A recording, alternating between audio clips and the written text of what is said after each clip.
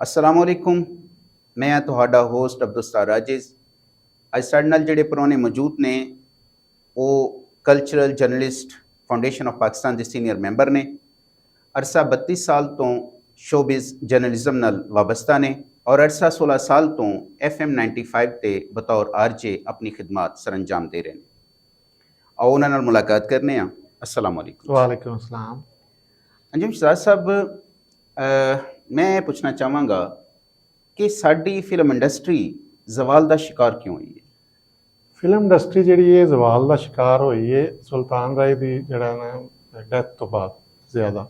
ਉਸ ਤੋਂ ਪਹਿਲੇ ਤਾਂ ਬਹੁਤ ਜ਼ਿਆਦਾ ਅਰੂਜ ਸੀ ਕਿਉਂਕਿ ਮੈਂ ਫਿਲਮ ਇੰਡਸਟਰੀ 'ਚ 1992-93 ਦਾ ਜਾਣਾ ਸਟਾਰਟ ਹੋਇਆ। ਉਸ ਵੇਲੇ ਤਾਂ ਐਸਾ ਅਰੂਜ ਸੀ ਕਿ 8-8 10-10 ਫਿਲਮਾਂ ਦੀ ਸ਼ੂਟਿੰਗ ਵੀ ਇੱਕ ਟਾਈਮ ਵਿੱਚ ਹੋ ਰਹੀ ਹੁੰਦੀ ਸੀ ਅਤੇ ਸੁਲਤਾਨ ਰਾਏ ਸਾਹਿਬ ਨੂੰ ਕਈ ਵਾਰੀ ਘੰਟਾ 2-2 ਘੰਟੇ ਦੀ ਸ਼ਿਫਟ ਯਾਨੀ ਉਹਨੂੰ ਟੈਡੀ ਸ਼ਿਫਟ ਕਿਹਾ ਜਾਂਦਾ ਸੀ।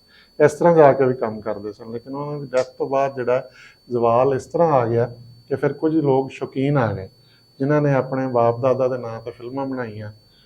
ਉਹ ਜ਼ਿਆਦਾਤਰ ਕਲਚਰ ਤਾਂ ਪਹਿਲੇ ਹੀ ਬਦਮਾਸ਼ ਵਾਲਾ ਚੱਲ ਹੀ ਰਿਹਾ ਸੀ, ਲੇਕਿਨ ਜ਼ਿਆਦਾ ਜਿਹੜਾ ਨਾ ਉਹਦੇ ਵਿੱਚ ਹੋ ਗਿਆ ਕਿ ਕਹਾਣੀ ਉਸ ਤਰ੍ਹਾਂ ਦੀ ਨਾ ਰਹੀ ਤੇ ਮਿਊਜ਼ਿਕ ਤੇ ਵੀ ਤਵੱਜੋ। ਮੈਂ ਵੀ ਇਹ ਸਮਝਦਾ ਕਿ ਸ਼ਾਇਦ ਸਾਡਾ ਜਿਹੜਾ ਕੰਟੈਂਟ ਸੀ ਉਹ ਬਦਮਾਸ਼ਾਂ ਦੀ ਤਰਫ ਚਲਾ ਗਿਆ ਔਰ ਲੋਕ ਇੱਕ ਹੀ ਤਰਜ਼ ਦੇ ਜਿਹੜੀਆਂ ਫਿਲਮਾਂ ਸਨ ਇੱਕ ਹੀ ਤਰਜ਼ ਦੀ ਕਹਾਣੀ ਦੇਖ ਕੇ ਔਰ ਉਕਤਾ ਗਏ ਔਰ ਇੰਡਸਟਰੀ ਤੋਂ ਥੋੜਾ ਦੂਰ ਹੋ ਗਏ। ਹਾਂਜੀ ਬਿਲਕੁਲ ਇਹੋ ਤਰ੍ਹਾਂ ਹੋਇਆ ਕਿਉਂਕਿ ਉਹਨਾਂ ਦੀ ਵਫਾਤ ਤੋਂ ਬਾਅਦ ਸਾਡੇ ਫਿਲਮ ਸਟਾਰ ਜਿਹੜੇ ਨਾਮਵਰ ਨੇ ਸ਼ਾਨ, ਉਹਨਾਂ ਨੇ ਵੀ ਯਾਨੀ ਉਸ ਤਰ੍ਹਾਂ ਦੇ ਕਰੈਕਟਰ ਕੀਤੇ, ਹੋਰ ਬੜੇ ਲੋਕਾਂ ਨੇ ਕਰੈਕਟਰ ਕੀਤੇ, ਲੇਕਿਨ ਉਹ ਗੱਲ ਤੁਹਾਡੇ ਵਾਲੀ ਕਿ ਇਕਸਾਨੀਅਤ ਦਾ ਸ਼ਿਕਾਰ ਹੋ ਗਏ ਨਾ। ਅਤੇ ਫਿਰ ਦੂਸਰਾ ਕਿ ਕਹਾਣੀ ਘੱਟ ਗਈ, ਮਿਊਜ਼ਿਕ ਜਿਹੜਾ ਸੀ ਪਹਿਲੇ ਬੜਾ ਅੱਛਾ ਹੁੰਦਾ ਸੀ, ਫਿਰ ਉਹਦੇ ਵਿੱਚ ਕਈ ਵਲਗੈਰਿਟੀ ਆ ਗਈ ਮਿਊਜ਼ਿਕ ਦੇ ਵਿੱਚ ਵੀ, ਤੇ ਫੈਮਿਲੀਜ਼ ਨੇ ਜਿਹੜਾ ਜਾਣਾ ਖਤਮ ਕਰ ਦਿੱਤਾ। ਅੱਛਾ, ਇੱਕ ਇਹ ਵੀ ਤੇ ਵਜ੍ਹਾ ਹੋ ਸਕਦੀ ਹੈ ਕਿ ਸਾਡੇ ਰਾਈਟਰ ਉਸ ਪਾਏ ਦੇ ਨਹੀਂ ਸਨ ਕਿ ਜਿਹੜੇ ਉਹ ਜ਼ਰਕਾ ਅਮਰਾਓ ਜਾਨਾ ਦਾ ਤਹਿਜ਼ੀਬ ਅੰਜੁਮਨ ਜਿਹੀਆਂ ਫਿਲਮਾਂ ਉਹਨਾਂ ਨੇ ਲਿਖੀਆਂ ਔਰ ਸਾਡੇ ਜਿਹੜੇ 80 ਦੀ ਦਿਹਾਈ ਦੇ ਜਾਂ 90 ਦੀ ਦਿਹਾਈ ਦੇ ਜਿਹੜੇ ਲਿਖਾਰੀ ਸਨ ਉਹ ਆਪਣਾ ਕੋਈ ਨਵੀਂ ਚੀਜ਼ ਸਾਡੇ ਸਾਹਮਣੇ ਨਹੀਂ ਲੈ ਕੇ ਆ ਸਕੇ। ਕਿਆ ਵੀ ਇੱਕ ਵਜ੍ਹਾ ਬਣੀ? ਅਸਲ ਵਿੱਚ ਕਹਾਣੀ ਜਿਹੜੀ ਕਿਹਾ ਜਾਏ ਨਾ, ਨਵੀਂ ਕਹਾਣੀ ਲਿਆਉਣਾ ਬਹੁਤ ਮੁਸ਼ਕਿਲ ਹੁੰਦਾ। ਪ੍ਰੈਜੈਂਟੇਸ਼ਨ ਦਾ ਫਰਕ ਹੁੰਦਾ ਹੈ ਕਿ ਉਹਦੇ ਵਿੱਚ ਤੁਸੀਂ ਉਸ ਕਹਾਣੀ ਨੂੰ ਪੇਸ਼ ਕਿਸ ਤਰ੍ਹਾਂ ਕਰ ਰਹੇ ਹੋ। ਕਹਾਣੀਆਂ ਚੰਦ ਉਹ ਹੀ ਨੇ, ਨਵੀਂ ਕਿੱਥੋਂ ਲੱਭ ਕੇ ਲਿਆਉਣਗੇ।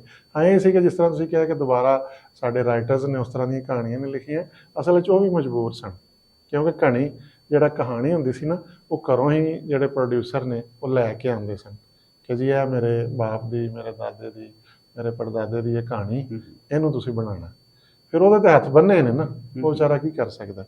ਉਹ ਜਿੱਡਾ ਮਰਜ਼ੀ ਨਾਮਵਰ ਰਾਈਟਰ ਹੈ, ਉਹਨੂੰ ਪੇਮੈਂਟ ਜਦੋਂ ਮਿਲ ਜਾਣੀ ਕਹਾਣੀ ਦੀ, ਉਹਦਾ ਤਾਂ ਨਾਂ ਹੀ ਫਿਰ ਜਾਣਾ ਹੈ, ਕਹਾਣੀ ਤੋਂ ਪਿੱਛੋਂ ਲੈ ਕੇ ਆਏ ਉਹਨੂੰ ਸਕਰੀਨ ਪਲੇ ਲਿਖਣਾ। ਜੀ ਕੰਜਮ ਸ਼ਾਹ ਸਾਹਿਬ, ਇਹ ਵੀ ਤਾਂ ਗੱਲ ਹੋ ਸਕਦੀ ਹੈ ਕਿ ਮਤਲਬ ਜਿਹੜਾ ਬੰਦਾ ਪੈਸਾ ਲਗਾਉਂਦਾ ਸੀ ਉਹ ਮੇਨ ਕਰੈਕਟਰ ਜਿਹੜੇ ਸਨ ਐਸੇ ਲੋਕਾਂ ਨੂੰ ਦੇ ਦਿੰਦੇ ਸਨ ਜਿਹੜੇ ਤਰਬੀਅਤ ਯਾਫਤਾ ਨਹੀਂ ਸਨ। ਉਹ ਐਕਟਿੰਗ ਉਹਨਾਂ ਦਾ ਮਤਲਬ ਉਹਨਾਂ ਪੇਸ਼ੇਵਰਾਨਾ ਤੌਰ 'ਤੇ ਸਿੱਖਿਆ ਨਹੀਂ ਸੀ ਉਹਨੂੰ ਕੁਛ।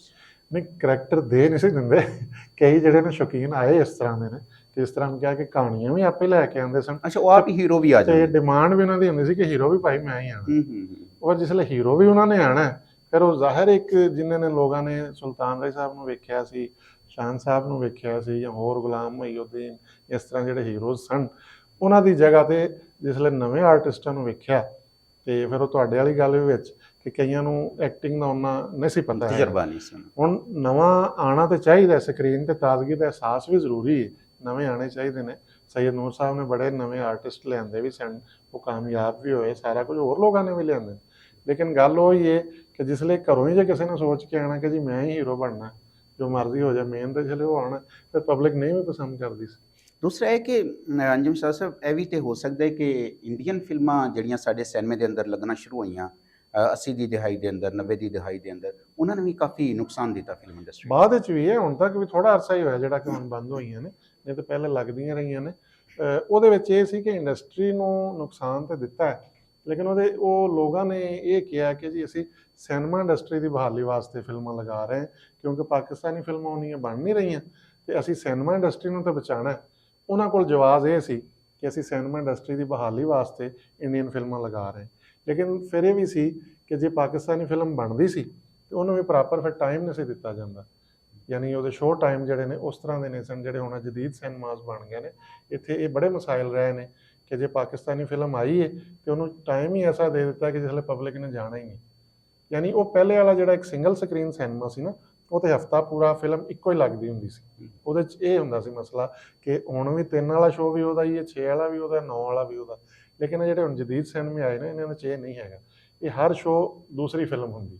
ਅਨਿਲ ਸਰ ਇੱਕ ਸਵਾਲ ਹੋਰ ਸਰ ਤੁਹਾਡੇ ਨਾਲ ਹੈ ਕਿ ਕਿਆ ਇਹ ਵੀ ਚੀਜ਼ ਜ਼ਵਾਲ ਦਾ ਸਬਬ ਬਣੀ ਹੈ ਕਿ ਸਾਡੇ ਕੋਲ ਜਦੀਦ ਤਕਨੀਕ ਮੌਜੂਦ ਨਹੀਂ ਸੀ, ਅਸੀਂ ਜਦੀਦ ਇਕਵਿਪਮੈਂਟ ਜਿਹੜੇ ਨੇ ਉਹ ਇਸਤੇਮਾਲ ਨਹੀਂ ਕੀਤੇ ਔਰ ਉਹਦੀ ਵਜ੍ਹਾ ਤੋਂ ਅਸੀਂ ਬਹੁਤ ਪਿੱਛੇ ਰਹਿ ਗਏ? ਉਹਦੇ ਵਿੱਚ ਮੈਂ ਇਹ ਕਹਾਂਗਾ ਕਿ ਵਾਕਈ ਅਪਗ੍ਰੇਡ ਆਪਣੇ ਆਪ ਨੂੰ ਜਿਹੜਾ ਨਾ ਇਹਨਾਂ ਲੋਕਾਂ ਨੇ ਨਹੀਂ ਕੀਤਾ, ਚਾਹੇ ਉਹ ਕੈਮਰਾਮੈਨ ਸਨ, ਚਾਹੇ ਉਹ ਟੈਕਨੀਕਲ ਸਟਾਫ ਐਡੀਟਿੰਗ ਵਾਲੇ ਸਨ ਜਾਂ ਕੁਝ ਸਨ। ਉਹਨਾਂ ਨੇ ਇਹ ਪਤਾ ਹੀ ਨਹੀਂ ਸੀ ਕਿ ਜਦੀਦ ਟੈਕਨੋਲੋਜੀ ਇੰਨੀ ਜਲਦੀ ਆ ਜਾਣੀ ਤੇ ਜਾਂ ਸਾਨੂੰ ਇਹਦੇ ਉੱਤੇ ਇੰਨਾ ਜ਼ਿਆਦਾ ਕੰਮ ਕਰਨਾ ਪੈ ਜਾਣਾ। ਉਹਦੇ ਵਿੱਚ ਥੋੜ੍ਹਾ ਜਿਹਾ ਕਸੂਰਵਾਰ ਮੈਂ ਜਿਹੜਾ ਨਾ ਇਹਨਾਂ ਨੂੰ ਵੀ ਕਹਾਂਗਾ ਜਿਹੜੇ ਸਟੂਡੀਓ ਓਨਰਸ ਸਨ, ਕਿਉਂਕਿ ਲੈਬਾਰਟਰੀਆਂ ਜਾਂ ਸਾਰੀਆਂ ਚੀਜ਼ਾਂ ਤਾਂ ਉਸ ਵੇਲੇ ਇਹਨਾਂ ਦੀਆਂ ਹੀ ਇਸਤੇਮਾਲ ਹੁੰਦੀਆਂ ਸਨ। ਪ੍ਰਾਈਵੇਟ ਜਿਹੜਾ ਨਾ ਕੰਮ ਬਹੁਤ ਦੇਰ ਬਾਅਦ ਵਿੱਚ ਆਇਆ, ਨਹੀਂ ਤਾਂ ਲੋਕ ਜਿਹੜੇ ਆਡੀਓ ਮਿਕਸਿੰਗ, ਡਬਿੰਗ, ਹਰ ਚੀਜ਼ ਜਾ ਕੇ ਸਟੂਡੀਓਜ਼ ਦੇ ਵਿੱਚ ਹੀ ਫਲੋਰ ਜਿਹੜਾ ਅਲੱਗਾ ਲੈ ਕੇ ਸਟੂਡੀਓ ਦਾ ਉੱਥੇ ਲੈਬ ਅੰਦਰ ਹੀ ਮੌਜੂਦ ਸੀ, ਅੰਦਰ ਲੈਬ ਵੀ ਅੰਦਰ ਮੌਜੂਦ ਸੀ, ਆਡੀਓ ਡਬਿੰਗ ਕਰਨੀ ਸੀ, ਮਿਊਜ਼ਿਕ ਮਿਕਸਿੰਗ ਕਰਨੀ ਸੀ, ਕੁਝ ਵੀ ਕਰਨਾ ਸੀ ਉਹ ਉੱਥੇ ਹੀ ਹੁੰਦਾ ਸੀ। ਅਸਲ ਜੇ ਉਹਨੂੰ ਜਿੱਦਤ ਲਿਆਣੀ ਸੀ, ਅਪਗ੍ਰੇਡ ਕਰਨਾ ਸੀ ਤਾਂ ਉਹਨਾਂ ਨੇ ਕਰਨਾ ਸੀ ਨਾ, ਟੈਕਨੀਕਲ ਸਟਾਫ ਨੇ। ਮਸ਼ੀਨ ਇਸਤੇਮਾਲ ਹੋ ਰਹੀ ਸੀ ਸਾਰੇ ਕੰਮ ਵਾਸਤੇ ਉਹ ਪੁਰਾਣੀ ਸੀ, ਉਹ ਪੁਰਾਣੀ ਸੀ ਜਿਹਦੀ ਵਜ੍ਹਾ ਤੋਂ ਇੱਕ ਜਿੱਦਤ ਆ ਨਹੀਂ ਸਕੀ। ਵੇਖੋ ਤੁਸੀਂ ਜਿਵੇਂ ਕਹਿ ਰਹੇ ਹੋ 80 ਦੀ ਦਿਹਾਈ ਤੱਕ ਵੀ ਜੇ ਤੁਸੀਂ ਵੇਖੋ ਨਾ ਤੇ ਹਮਸਾਇਆ ਮੁਲਕ ਦੀਆਂ ਫਿਲਮਾਂ ਤੇ ਪਾਕਿਸਤਾਨੀ ਫਿਲਮਾਂ ਤਕਰੀਬਨ ਇੱਕੋ ਜਿਹੀਆਂ ਲੱਗਦੀਆਂ ਹੁੰਦੀਆਂ ਸਨ, ਉਹਨਾਂ ਦੀਆਂ ਸਟੋਰੀਆਂ ਹੋਣ ਜਾਂ ਉਹਨਾਂ ਦੀ ਕੈਮਰਾ ਵਰਕ ਜਾਂ ਕੁਝ ਵੀ ਹੋਵੇ। ਲੇਕਿਨ ਉਸ ਤੋਂ ਬਾਅਦ ਯਕਦਮ ਚੇਂਜਿੰਗ ਆਈ ਕਿਉਂਕਿ ਉਹ ਅਪਗ੍ਰੇਡ ਹੁੰਦੇ ਗਏ। ਲੇਕਿਨ ਸਾਡੇ ਲੋਕਾਂ ਨੇ ਇਹ ਗੱਲ ਕੰਮ ਕੀਤੀ ਜਾਂਦੀ ਸੀ ਕਿ ਸਾਡੀ Punjabi film Indian Punjabi film ਨਾਲੋਂ ਕਮ ਅਜ਼ ਕਮ ਬਹੁਤ ਬਿਹਤਰ ਹੈ, ਲੇਕਿਨ ਅੱਜ ਇੰਡੀਅਨ ਪੰਜਾਬੀ ਫਿਲਮ ਸਾਡੇ ਨਾਲੋਂ ਬਹੁਤ ਬਿਹਤਰ ਹੈ। ਹਾਂਜੀ, ਉਹਦੇ ਵਿੱਚ ਇਹ ਹੈਗਾ ਕਿ ਜਿਹੜਾ ਵੇਖੋ ਹੁਣ ਕੈਨੇਡਾ ਤੋਂ ਬਣ ਕੇ ਆ ਰਹੀਆਂ ਨੇ, ਯਾਨੀ ਇੰਡੀਅਨ ਪਹਿਲੇ ਸਨ ਬਣਨੀਆਂ, ਲੇਕਿਨ ਹੁਣ ਇਹ ਕੈਨੇਡੀਅਨ ਫਿਲਮਾਂ ਉਹਨਾਂ ਨੂੰ ਕਿਹਾ ਜਾਂਦਾ ਕਿਉਂਕਿ ਉਹਦੇ ਵਿੱਚ ਵੀ ਕਈ ਮੁਲਕਾਂ ਨੂੰ ਜਾਂ ਸਾਡੇ ਪਾਕਿਸਤਾਨ ਨੂੰ ਵੀ ਲਾਉਣ 'ਚ ਜ਼ਾਹਿਰ ਹੈ ਜਿਸਲੇ ਹੁੰਦਾ ਹੈ ਕਿ ਜੀ ਉਹ ਫਲਾਣੇ ਮੁਲਕ ਦੀ ਅਸੀਂ ਨਹੀਂ ਲਗਾਉਣੀ, ਜਿਸ ਤਰ੍ਹਾਂ ਬਾਕੀ ਫਿਲਮਾਂ ਬੰਦ ਕੀਤੀਆਂ ਨੇ ਇਹ ਵੀ ਬੰਦ ਕਰ ਸਕਦੇ ਸਨ।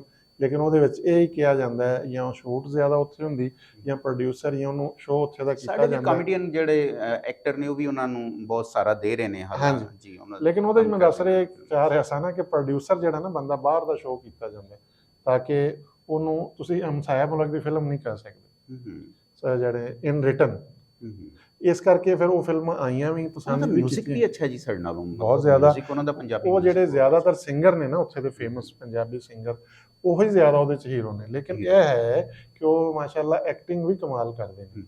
ਸਾਡੇ ਹੀਰੋਜ਼ ਜਿਹੜੇ ਨੇ ਸਿੰਗਰਾਂ ਨੇ ਉਸ ਤਰ੍ਹਾਂ ਦਾ ਮੈਂ ਬੜਿਆਂ ਦੇ ਨਾਲ ਮੇਰੀ ਮੁਲਾਕਾਤ ਹੋਈ ਤੇ ਮੈਂ ਉਹਨਾਂ ਨੂੰ ਕਹਿਣਾ ਕਿ ਤੁਸੀਂ ਇਸ ਤਰ੍ਹਾਂ ਦੀਆਂ ਫਿਲਮਾਂ ਬਣਾਓ ਕਿ ਤੁਸੀਂ ਆਪ ਹੀਰੋ ਆਓ ਜਿਵੇਂ ਉਹ ਫਿਲਮਾਂ ਬਣਦੀਆਂ ਨੇ ਪੰਜਾਬੀ। ਅੱਛਾ ਜੀ, ਇੱਕ ਸਵਾਲ ਹੋਰ ਕਿ ਕਿਆ ਤੁਸੀਂ ਸਮਝਦੇ ਹੋ ਕਿ ਸਾਡੀ ਫਿਲਮ ਇੰਡਸਟਰੀ ਦੇ ਜ਼ਵਾਲ ਦਾ ਸਬਬ ਜਿਹੜਾ ਹੈ ਉਹ ਕੇਬਲ ਟੀਵੀ ਔਰ ਸੋਸ਼ਲ ਮੀਡੀਆ ਯਾਨੀ ਮੋਬਾਈਲ ਵੀ ਦੇ ਅੰਦਰ ਹੈ? ਹਾਂਜੀ, ਇਹਦੇ ਨਾਲ ਫਰਕ ਤਾਂ ਪਿਆ ਜ਼ਾਹਿਰ ਹੈ ਕਿਉਂਕਿ ਵੇਖੋ ਜਿਸ ਵੇਲੇ ਸਿੰਗਲ ਸਕਰੀਨ ਜਿਹਨੂੰ ਅਸੀਂ ਕਹਿੰਦੇ ਹਾਂ, ਜਦੋਂ ਮੈਂ ਉਹੀ ਪਹਿਲਾਂ ਵੀ ਦੱਸ ਰਿਹਾ ਸਾਂ ਕਿ ਜਿਹਦੇ ਪੂਰੇ ਹਫਤੇ ਸ਼ੋਅ ਉਹੀ ਚੱਲਦੇ ਸਨ ਰੋਜ਼ ਦੇ, ਯਾਨੀ ਉਹੀ ਚੱਲਣੇ, ਉਹਨੂੰ ਸਿੰਗਲ ਸਕਰੀਨ ਕਿਹਾ ਜਾਂਦਾ ਹੈ। ਛੋਟੀਆਂ ਜਿਹੜੀਆਂ ਹੁਣ ਆਈਆਂ ਨੇ ਸਕਰੀਨਾਂ, ਅੱਛਾ ਉਸ ਵੇਲੇ ਸਿਨੇਮਿਆਂ ਦੀ ਤਾਦਾਦ ਵੀ ਬਹੁਤ ਜ਼ਿਆਦਾ ਸੀ ਪਹਿਲੇ, ਫਿਰ ਸਿਨੇਮਾ ਜਿਹੜੇ ਘਟਣਾ ਸ਼ੁਰੂ ਹੋ ਗਏ। ਜ਼ਾਹਿਰ ਹੈ ਫਿਲਮ ਜੇ ਕਰੋੜਾਂ ਦੀ ਸੀ ਤੇ ਕਰੋੜਾਂ ਲਾ ਕੇ ਜੋ ਬੰਦੇ ਨੂੰ ਕਿਸੇ ਨੂੰ ਆਣੇ ਨਹੀਂ ਇਨਕਮ, ਫਿਲਮਾਂ ਬਣਨੀਆਂ ਘੱਟ ਹੋਣਗੀਆਂ ਸ਼ੁਰੂ।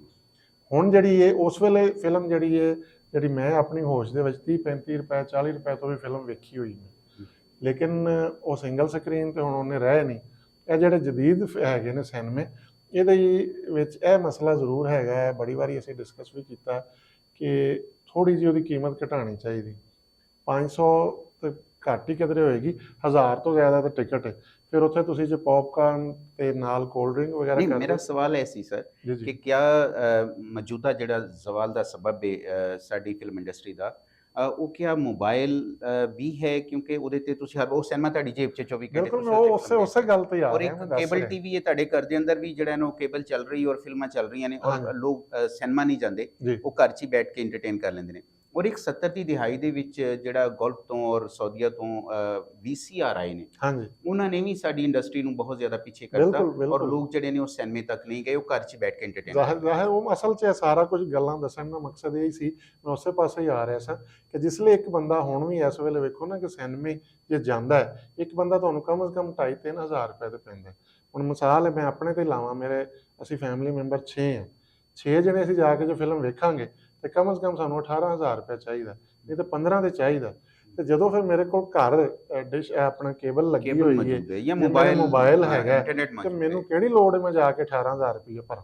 ਅਸਲ ਤੇ ਮੈਂ ਇਹ ਦੱਸਣਾ ਚਾਹ ਰਿਹਾ ਸੀ ਹੂੰ, ਉਹ ਗੱਲ ਨੂੰ ਵਧਾਉਣ ਦਾ ਮਕਸਦ ਹੈ ਜੀ ਸੀ। ਜੀ ਬਹੁਤ ਸ਼ੁਕਰੀਆ ਜੀ, ਇਹ ਸਾਡੇ ਨਾਲ ਅੱਜ ਮੌਜੂਦ ਸਨ ਅੰਜੁਮ ਸ਼ਹਜ਼ਾਦ ਸਾਹਿਬ, ਤੇ ਅੱਜ ਅਸੀਂ ਸਿਰਫ ਫਿਲਮ 'ਤੇ ਗੱਲ ਕੀਤੀ ਹੈ ਕਿ ਸਾਡੀ ਅੱਜ ਦੀ ਜਿਹੜੀ ਫਿਲਮ ਹੈ ਉਹ ਉਹਨੂੰ ਜ਼ਿਆਦਾ ਪਜ਼ੀਰਾਈ ਕਿਉਂ ਨਹੀਂ ਮਿਲ ਰਹੀ, ਲੋਕ ਸਿਨੇਮੇ ਦੀ ਤਰਫ ਕਿਉਂ ਨਹੀਂ ਜਾ ਰਹੇ। ਅਸੀਂ ਆਪਣੇ ਸਿਲਸਿਲੇ ਨੂੰ ਕੰਟੀਨਿਊ ਰੱਖਾਂਗੇ ਔਰ ਆਇੰਦਾ ਵੀ ਅਸੀਂ ਫਿਲਮ ਇੰਡਸਟਰੀ ਦੇ ਹਵਾਲੇ ਨਾਲ ਗੁਫ਼ਤਗੂ ਕਰਦੇ ਰਵਾਂਗੇ। ਬਹੁਤ ਸ਼ੁਕਰੀਆ ਜੀ, ਬਹੁਤ ਸ਼ੁਕਰੀਆ ਅੰਜੁਮ ਸ਼ਹਜ਼ਾਦ ਸਾਹਿਬ, ਬਹੁਤ ਸ਼ੁਕਰੀਆ ਜੀ। ਅਸਲਾਮ ਸ਼ੁਕਰੀਆ ਵਾਲੇਕੁਮ।